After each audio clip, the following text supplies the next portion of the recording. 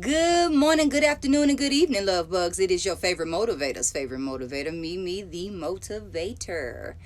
Or as I always hear my cousin, I think almost mocking me saying, Mimi the motivator. It's probably how I talk. I got a southern twang. I can't help it. I take it everywhere I go.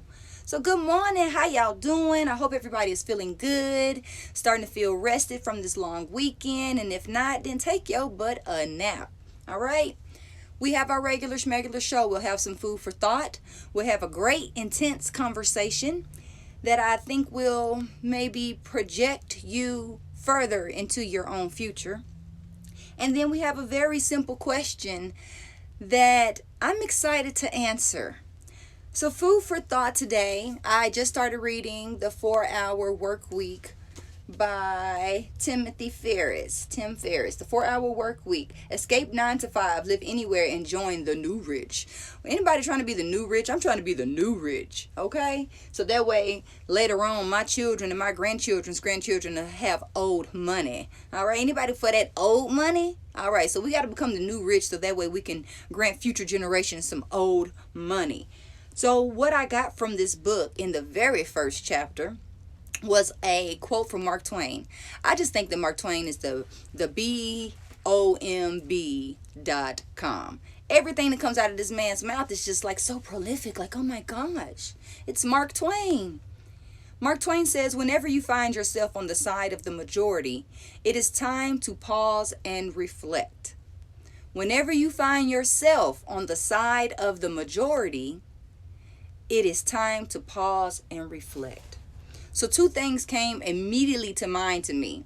If you have been with me for a while, then you probably hear me use this word sheeple. And I use the word sheeple because it's a combination of the word sheep and people. And sheep, in case you didn't know, follow the hips in front of them. Okay? So they do whatever the hips in front of them are doing. So are you a part of the sheeple? Are you a part of the majority? The second thing that comes to mind is my father. When I was growing up, I was a rambunctious, curious type of teenager and kid. And so if I would do something that was, bad, quote unquote, something that my mother would definitely punish me for, she'd put me on the phone with my dad, and she knows that conversation with my dad would just have me melting and just crying all over the place like, I'm sorry. Because my dad would ask me some very simple, tough questions as a kid. Did you do what you wanted to do because it was what you wanted to do? Or did you do it because it was what your friends were doing? I remember the first time he asked. That was a deep question. And I had to think about it. And I didn't have to think long because it was what I wanted to do. And actually, they were doing what I wanted to do. Or really, we were doing what I didn't want to do. One time I got in trouble and I went to juvenile. And I actually was doing something I normally did, a crime that I would normally commit. But on this particular time, it was during Christmas season, and I was like, I'm not trying to get in trouble. But these girls that were with me hyped me up because one was so impressed with my skills, and that the other one just wanted to do something bad because she was such a good girl and just wanted to be rebellious maybe. But we got caught. I got caught. Not we. Ain't even know we in the thing. I was the only one committing the crime. I got caught. And so that was one of the first times that I remember having to answer that question, and I wasn't sure. Did I do what I was wanting to do, or was I doing what the sheeple told me to do? Are you living your life according to what the sheeple say to do? Or are you living your life according to some deep knowing that you don't even know how you know what you know, but you know that you know it? Yes. So whenever you find yourself on the majority, it's time to pause and reflect. Anytime you feel that you are siding with the masses, you may need to pause and reflect, because the masses don't know. Just because everybody is doing it doesn't mean that it is the thing to do.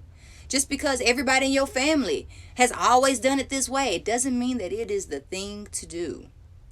Sometimes we have to be like the fish that swim upstream versus going downstream, especially if you consider yourself a leader, if you consider yourself wanting to be an influencer, someone who is going to change other people's lives, because I believe if you're listening to this show, you have a desire not only to change your own life, but to change at least one someone else's life in your life. And that's why we come together. That's why we're working on ourselves, because we want to make a difference in the world. We make that difference in the world by being ourself. Oh my gosh, I love how the show always just comes together. The question for later, the letter that was written in, directly ties to this some kind of way. It just hit me. I love connecting the dots. Yes. But I just want to further encourage you to make your own decisions. And when you make a decision, know why you made it. Why do you get up in the morning? Why do you work the job that you work? Why do you fold laundry the way you fold laundry? Why do you cook your food the way you cook your food? How many decisions are you making that aren't really your own decisions? How many decisions were handed to you by your family, by your friends, by social media, by school, by religion? Come on. How many decisions are not really ours? How many goals are not really ours? Next week, we're going to talk about how to really prepare for this coming year. Because there's a lot of goals that are on our list, a lot of New Year's resolutions that are on our list that do not even belong to us. They belong to someone in our life. They may even belong to someone that we watch on media. Make sure that you start really contemplating, are your goals really your goals? Are the decisions that you are making, the thoughts that you are thinking, are they your own? Or are they someone else's? Are they subconscious programming that has been planted and deeply rooted into the core of our being for so long that it's just our way?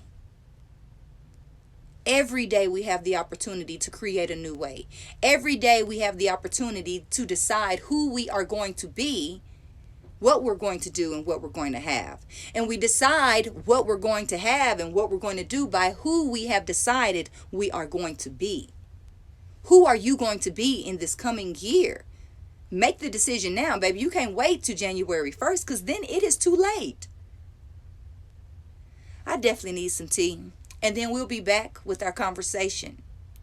I appreciate you for tuning in, love bugs. We're getting better out here, 1% better every single day.